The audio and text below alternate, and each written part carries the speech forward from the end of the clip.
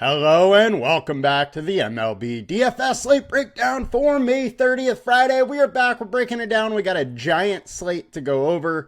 It was scheduled to be 13 games. It looks like it'll end up being 12 because Baltimore versus the White Sox game got shifted up due to weather. DraftKings is saying that those teams will not accrue points.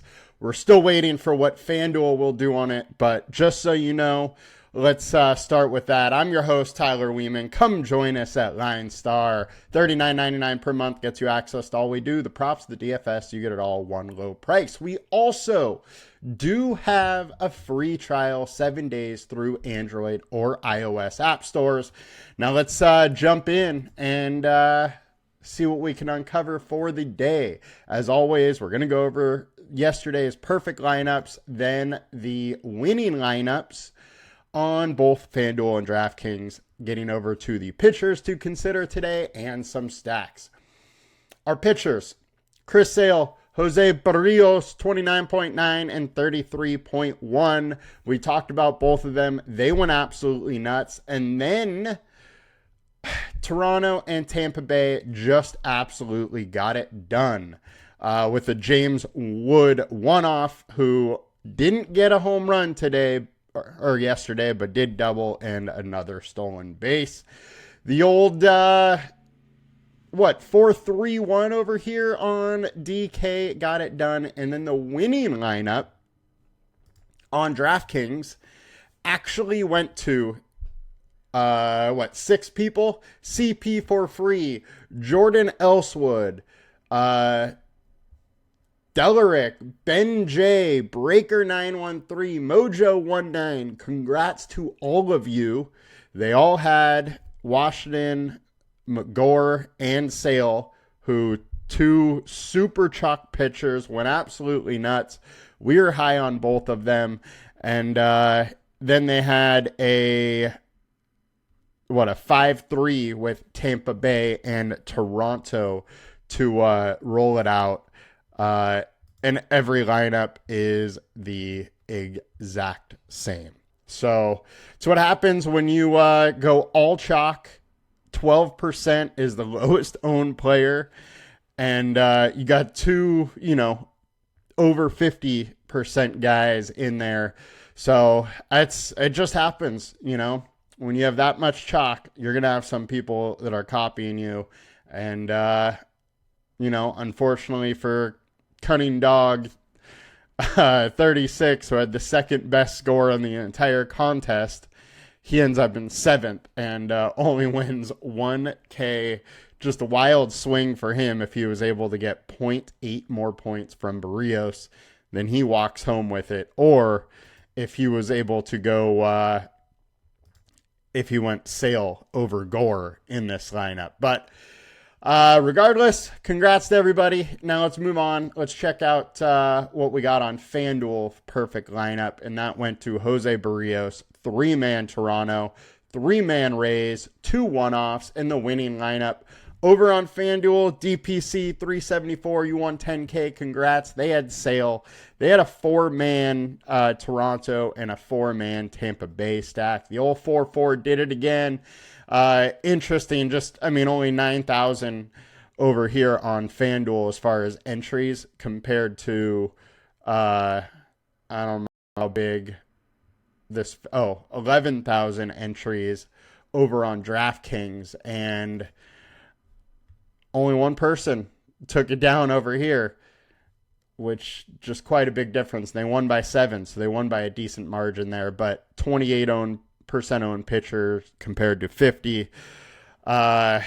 Just quite a big difference there. So congrats to our winners. Now let's get into the slate today.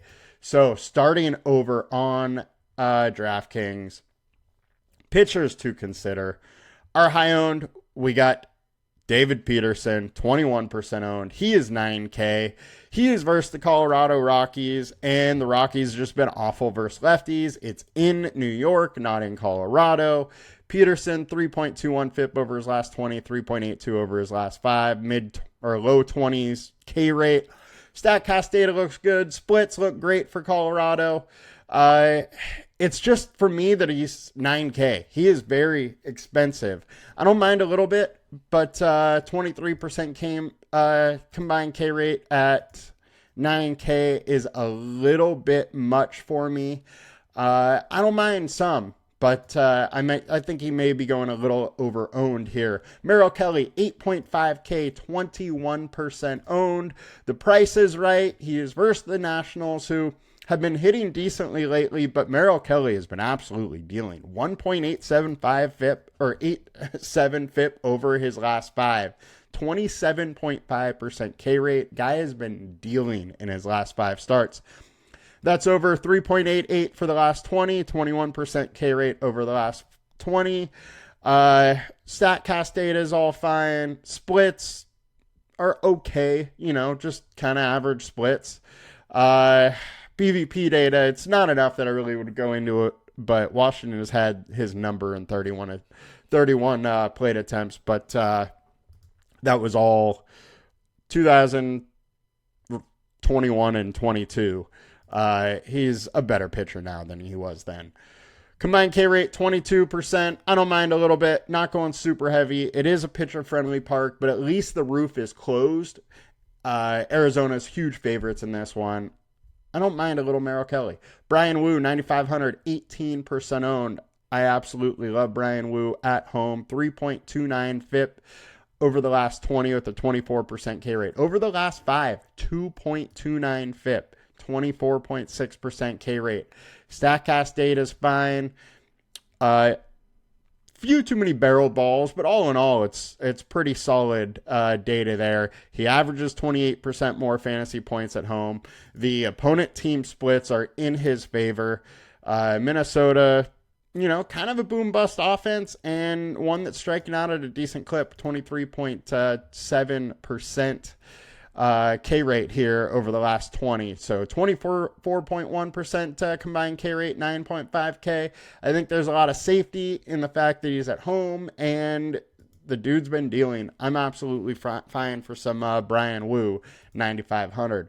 Next, we got Nick Pivetta, 9,800, 17% owned versus the Pirates. He's a FIP before over his last 20 starts, 27% K rate. He's fallen off a little bit lately at the 4.53 FIP, 29.5% K rate. StatCast data looks awful. Generally does with Pivetta, though. He just allows a ton of fly balls and very little ground balls. And that usually just makes the StatCast data as a whole look poor. But he's not allowing enough soft contact.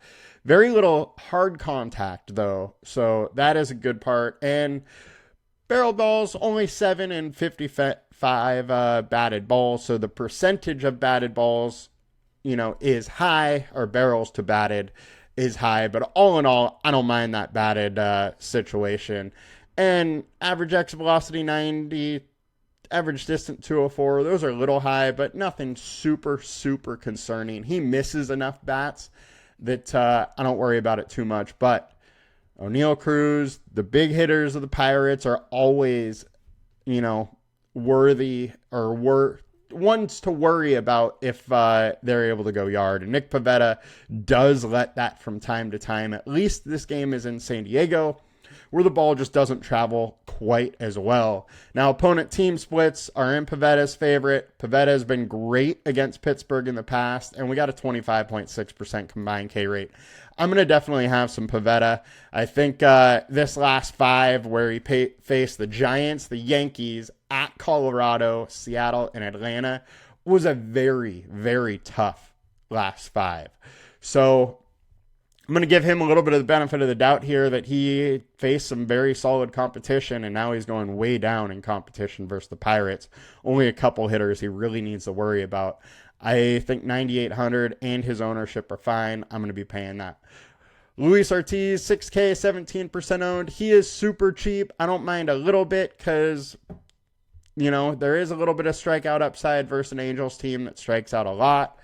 I wouldn't go super heavy, but hey, 6K is too cheap for a guy that has given us 33 this season and has, 3 games of 23 plus, 4 over 21. I mean, you get into the 20s at 6K and very likely that you are going to be optimal or at least very close. 24.9% K rate at 6K is wild. Fine taking a chance there. Framber Valdez, 9,200, 16% owned.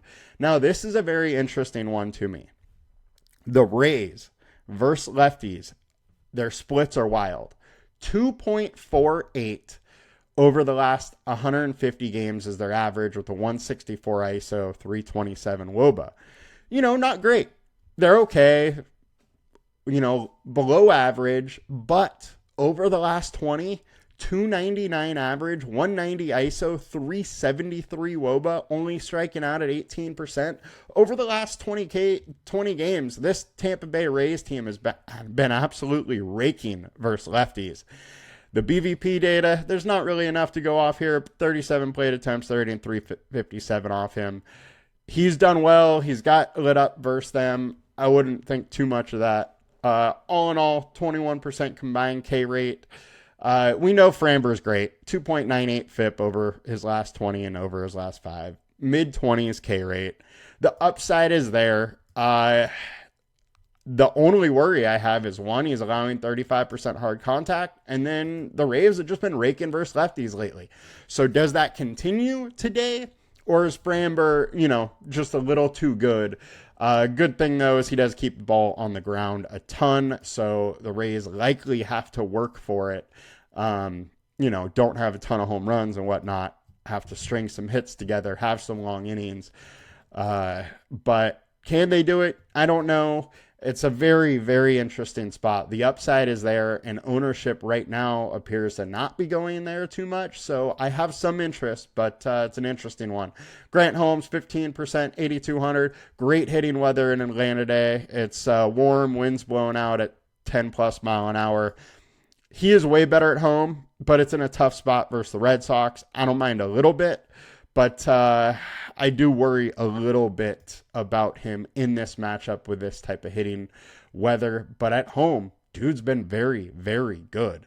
25 versus San Diego, 17, 9, 24 versus the Dodgers, 23 versus Minnesota, 17 versus Philly. He's been good at home. So I got to give him a benefit of a doubt. And if he's in some lineups, I'm fine with it. Chris Bassett is a total enigma at 8,600 and 15% owned.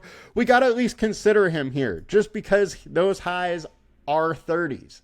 When he's on, he gives you a 30. When he's off, he gives you mid-teens. So he is a total boom-bust pick, and this is about as of a boom-bust matchup as you get with the Athletics, who have not been hitting righties very well lately, and he averages 38% more at home versus righties lately. They're only hitting 235, 301 WOBA, 141 ISO, all pretty low numbers.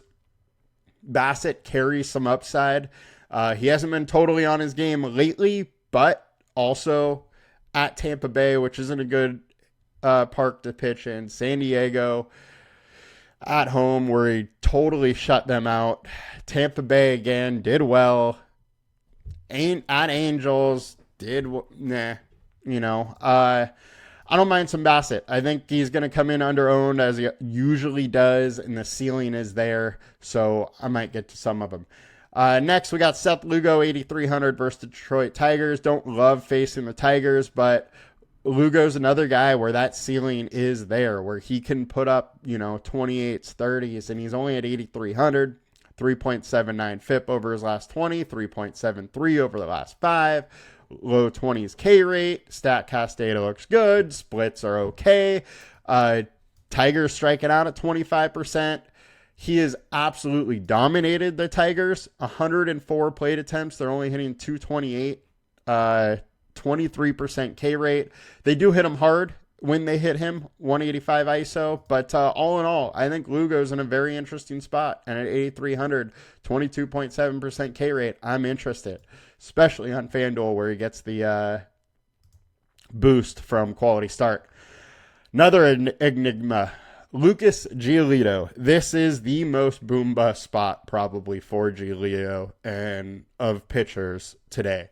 Giolito could absolutely get blown up, and I'm sure the Braves are going to be a high-owned stack because Giolito will either give up 6 runs or he'll give up none and strike out 6 in 7 innings, or strike out 5 in, 6 innings. He is as bad a boom bust as it comes, and at 6.3K, I got to at least consider him. The data versus the Braves isn't great, though. Braves slugging versus righties. BVP data has been very good for the Braves. It's a very tough spot for Giolito. Not one I would want to pitch in if I was him, but he can go out there and shut an offense down from time to time. So I have at least a little bit of interest in him in this spot. Other pivots, Ryan Papoy, 7,400, 3.57 FIP over his last 5, 4.4 over the last 20. He's been pitching good over the short term. Seems like he's figured some stuff out this year, but he is averaging 35% less fantasy points away, so there is a little worry there. And the splits for the Astros, they've been hitting righties very, very well. They kind of have the similar splits as the Rays do, where haven't been good over the long term versus, in this case, righties, Rays, or lefties, but then over the short term, they've been raking. So interesting to dabble, won't go too hard. And then Matthew Liberatore, 8,700. Look, he's priced up, so I get why people might be staying away from him, but the guy's been dealing. 3.13 FIP over his last 20 starts, 3.33 over his last 5, 20% K rate. He can be efficient and work into games, so that K rate, plays up a little bit on the days that he's doing well, kind of like a Lugo or a Bassett. Issue, averaging 44% less fantasy points when away. Only 20-point game away, 19 was versus the Mets. Then he had 17 versus KC. Outside of that, when he's been away, people have got to him, and his big games have been at home. Small sample size here, but it's interesting to kind of start looking at there. All in all, combined K rate, 25%. With the numbers, his FIP numbers, K rate, the combined K rate, I got to be interested. The Rangers have just been awful versus lefties. 189 average, 122 ISO, 239 WOBA, 30% K rate versus lefties. Like, these guys aren't hitting water falling out of a boat in this situation. They have straight up been bad versus lefties. So Liberatore is fairly interesting to me, getting absolutely no ownership. Just got to pay up to get different type spot. Now, let's get over to FanDuel and go over some pitchers here. We got Pivetta, we got David Peterson, and we got Brian Wu. Pivetta and Wu are my favorites. I don't mind some Peterson if you get him. Probably not going to go too much Grant Holmes. I think if I'm going to pay down a little bit more, I would rather Bassett. Don't mind a little Valdez at 8,800. Lugo's a little interesting to me. If you want to get crazy, go Giolito. Liberatore, absolutely interesting as well. And you got to pay up for 9,500 Merrill Kelly, but his ceiling is there for you to do it if you want. And I forgot to talk about Max Fried at 10K, but you got to consider Max Fried. 2.83 FIP over the last 20, 2.19 over the last 5. K rate's higher than it generally is. His StatCast data is unreal. The only thing is he's facing the Dodgers, who just rake. They rake versus righties, they rake versus lefties, and they've been raking versus lefties lately at the 298 average, 205 ISO, 366 WOBA. But BVP data, Fried has been very, very good versus the Dodgers for years. Combined K rate, 24%. I think you got to have some interest in Fried. Dodgers are always a little bit of a higher owned team, and there's some leverage there if he's able to shut them out. Now, let's get over to some stacks and see what we get over here. So, first thing I want to do is I'm going to take off the White Sox and Baltimore, because on DraftKings, they won't be working. They won't be giving you points, so just another reminder, make sure you're not using Baltimore and White Sox players. Now, Giants, we got high ownership, 58%, 12-game slate once you take this game off. I absolutely do not mind some Giants at 58% owned. 58% is nothing to worry about. So throw ownership out the window there. Atlanta, 53% versus Giolito. Absolutely love the play. Going to have some. Giants versus Quintrell. Quintrell's been good lately. His larger body of the work is questionable, so I don't mind some Giants. Toronto versus Jeffrey Springs. Don't mind a little bit.